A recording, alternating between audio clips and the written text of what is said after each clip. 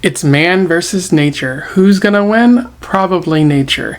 I discuss this and more on today's episode.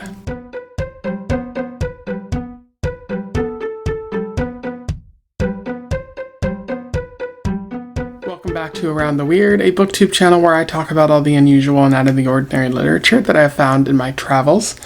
Today it is Short Story Tuesday, so I want to talk about a short story of interest from an author that I've talked about on here before.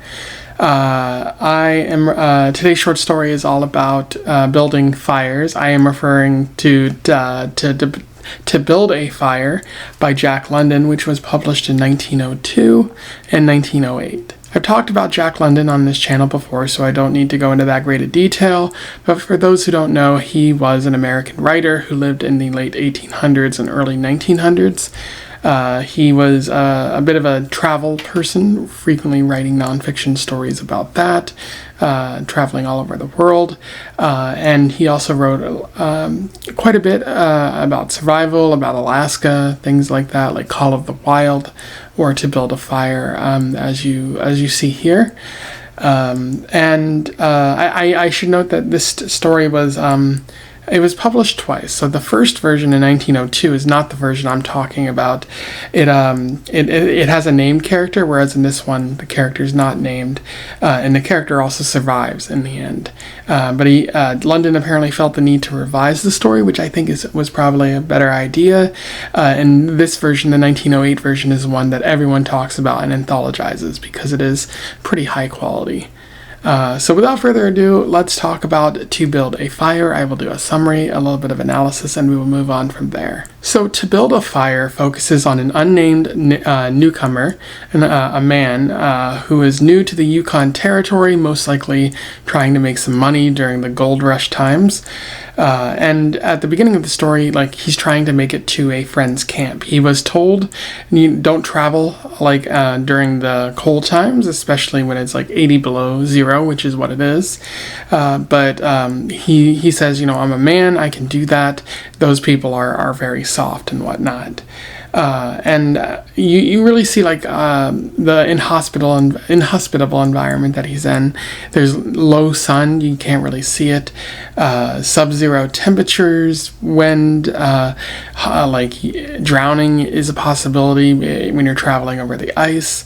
And he's traveling with a dog, which suggests that nature probably wants to harm him in some way too. Various animals and whatnot.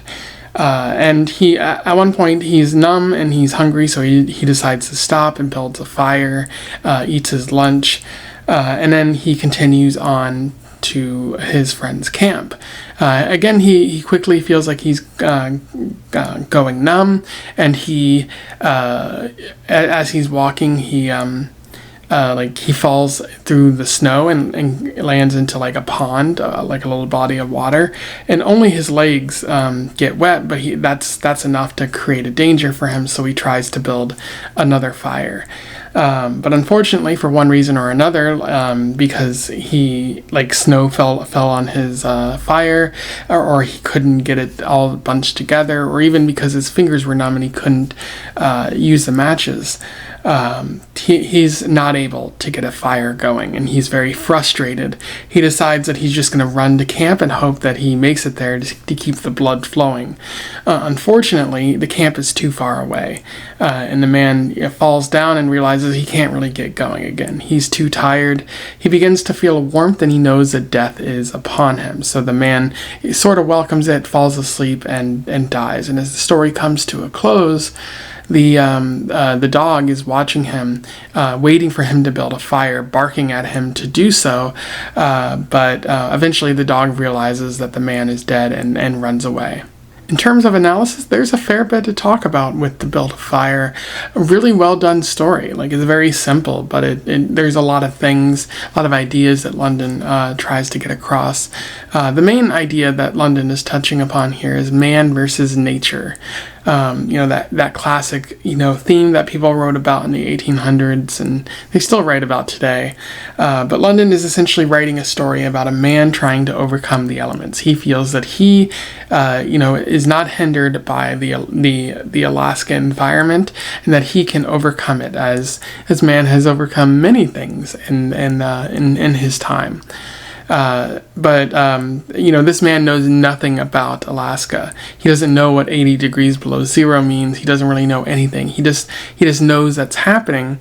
But he's not an adventurer. He most likely came to Alaska for the gold rush, but doesn't really know what to expect of this environment.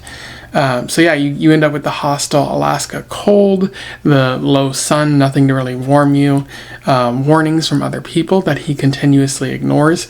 I think he says that the old men who tried to warn him were very feminine, which you got a little bit of toxic masculinity going on too. He specifically says, I am a man and I can bear the elements, but that proves to be not really true. And as the story goes along, you do see a conflict with the dog in this story.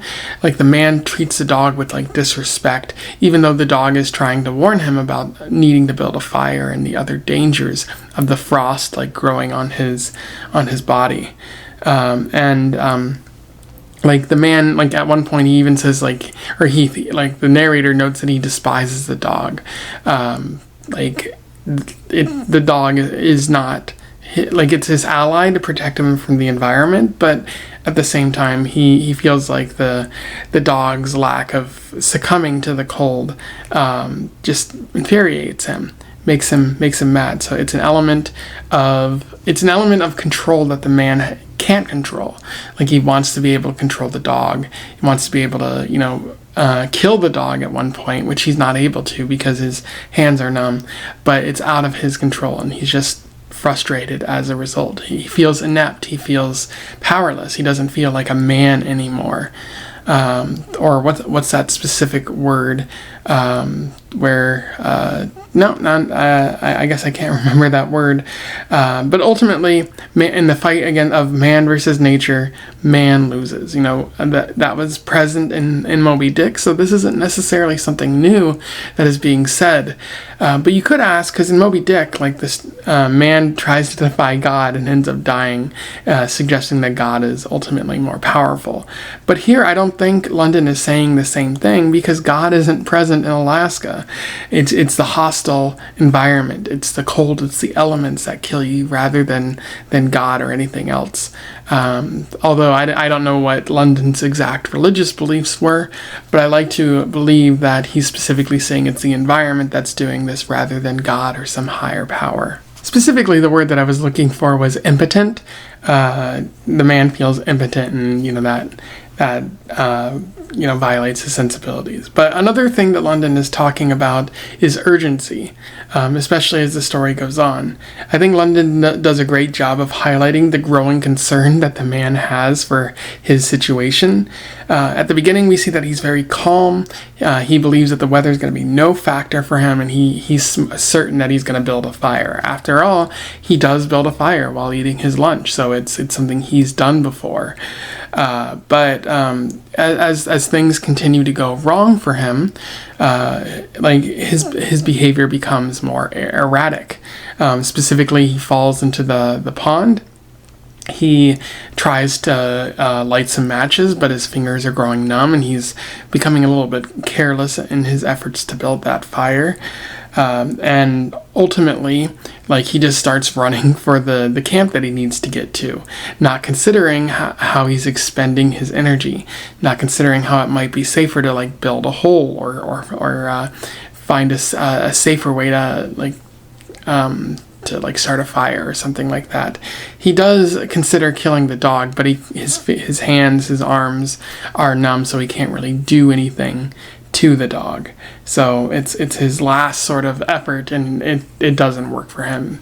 Essentially what he's trying to do when he tries to run, his careless running, his erratic running, is he's trying to outrun death. That's what I feel like he's trying to do in the story. He knows on some level that he's overestimated his own ability, and that when you do that in nature, death comes for you. So he thinks that by running, maybe he'll make it to the camp before he dies, that his friends can help him sort of stave off the frostbite or hypothermia that he might be developing, which could happen, but unfortunately the camp is too far away. And then what's also interesting is at the end of the story, there's no urgency there. He's like, yep, I guess I'm going to go to sleep now. I welcome death. It certainly seems like a pretty good way to die.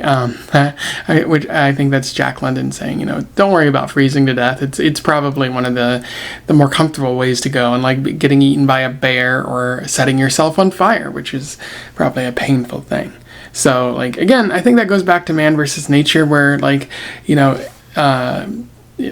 nature's going to win, and ultimately you're going to die because of your mistakes. And as Tame Impala says, it's gonna happen, let it happen, which is a pretty good song. As Jack London shows, like and when the inevitable comes for you in the end, just accept it. Anyway, those are my thoughts on To Build a Fire by Jack London, a pretty solid short story. It's pretty short, there's not a whole lot to it, but the urgency in particular, the drama that London is employing in this story is really well done. I think he's a very talented writer, as I've seen in other short stories that I've talked about. And I think when he wasn't being accused of plagiarism, he was doing some pretty good writing overall. So I highly recommend that you seek this out. I will put a link to it in the description. Let me know what you think in the comments below. I would love to hear from you and have a discussion about this. Otherwise, don't forget to like, share, and subscribe so that more people can find out about London or To Build a Fire or many of his other short stories. And until then, I wish you the best of luck in your weird and urgent fire building travels. Farewell.